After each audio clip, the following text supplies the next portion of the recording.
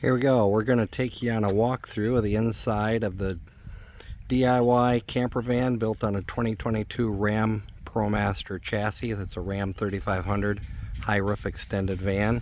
We're looking from the side door. We're going to head on in.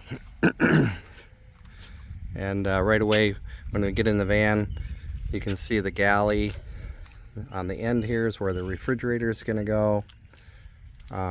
We've got swivel seats installed. Those are Scopima swivel seats.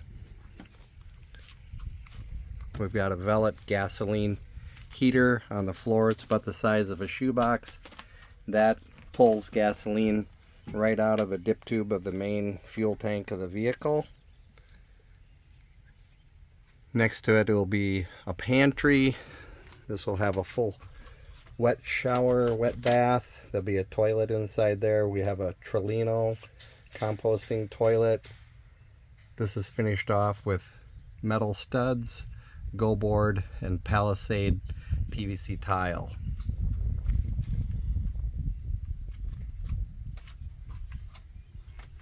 You can see the galley with drawers and doors. The sink will be set inside the galley, and then there'll be a Corian countertop. And behind here in the rear area of the van, you can see a cubby with some storage. This will be a cubby for like makeup. There'll be a flip top lid there. And then the bed will sit above the utilities in the back of the van. This is a battery box, 3 230 amp hour lifetime lithium iron batteries will be in here for a total of 690 amp hours. It's all controlled by a Victron Energy control system with the inverter charger, 3000 watt inverter charger, along with a Lynx shunt and Lynx distributor. Underneath, it's all roughed in wiring already. You can see that there's going to be a MPPT solar charger, a DC to DC converter charging off the vehicle, alternator that's up to 50 amps, and then a Servo GX. So wiring's all roughed in. I gotta connect everything yet.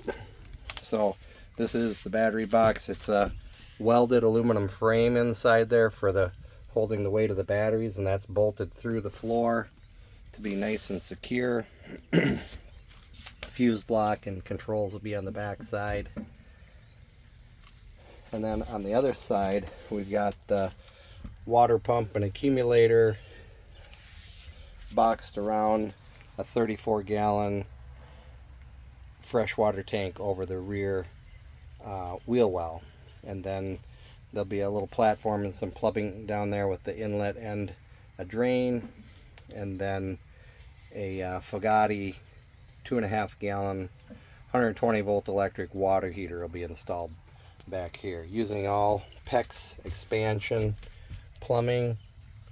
And then above that, on this side and above the battery side, will be a framework for a full-size mattress. Ceiling is all finished. There's the 12 volt Velit air conditioner, and then used a lot of riv nuts in this build.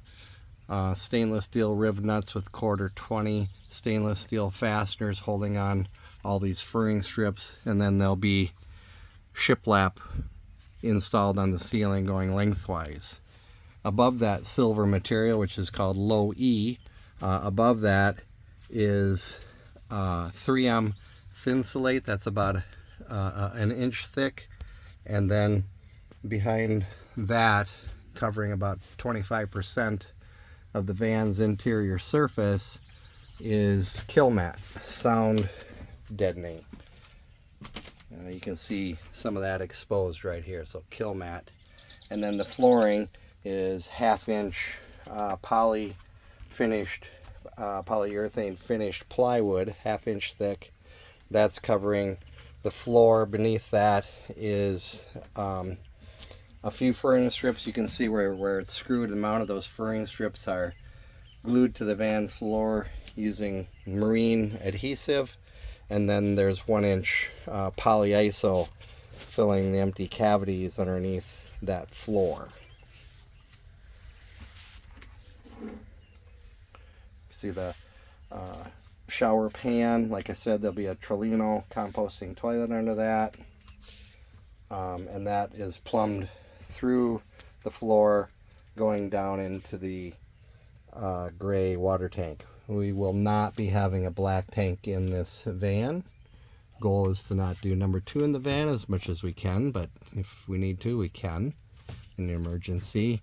And then these are the upper cabinets using poplar and a high grade of plywood. And then several people on the internet recommended Utrusta hinges from IKEA, and so the doors will all be on Utrusta hinges, and you can see how nicely that closes.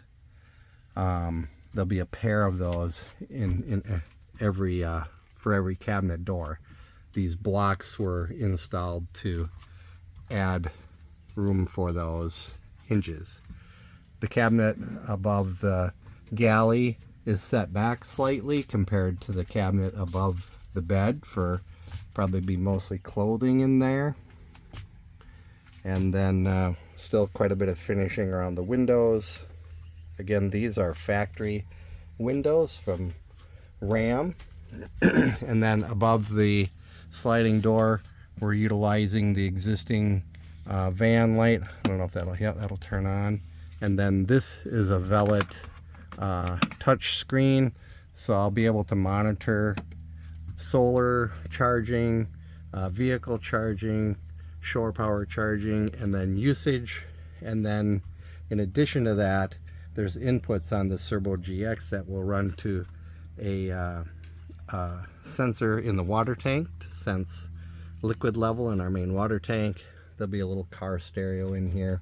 We've got storage above the seats for what will probably end up being blinds for the windows. And then the rear view mirror is actually, that's a video monitor.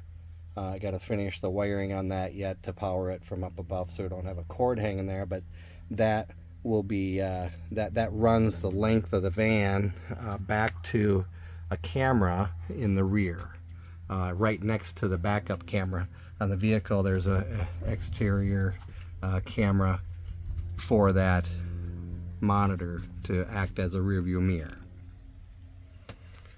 Those are the doors I mentioned, where that one's just opening and kind of a detent straight out, and then the other door actually wraps around, so you can open both of those doors and they'll open all the way around. Again, you got to be careful and plan ahead. That's the power inlet right there. Make sure that it's not going to interfere with the doors. So that's where we're at in the build project. Tomorrow morning we're gonna be removing all of the overhead cabinets, the pantry, the galley, the overhead cabinets. We're gonna take them all back in the garage. Got just a little bit of finish work, sanding, and then painting. Once we get those painted and get the finish coats on them, we're gonna put them back in the van, mount them up here permanently, and then we can get started on the shiplap ceiling. You can see everything's roughed in for the wiring and the lights. There's a lot of wiring in the van, a lot of planning that went into the electrical system. That's, you know, my background, so a lot of thought and design went into that electrical system. It's a pretty high-tech system. Victron Energy is, you could probably think of that as the Cadillac of electrical systems in mobile applications, yachts, etc. So a lot of work to be done yet. Hopefully we can possibly get this done by fall and get out and enjoy it. So enjoy the video. If you have any questions, let me know, or leave them in the comments, and as soon as we're done with it, we'll probably be making some more videos on some of the individual steps it took to get this far, and some of the costs involved, and labor, etc. So thanks for watching the video. Have a great day.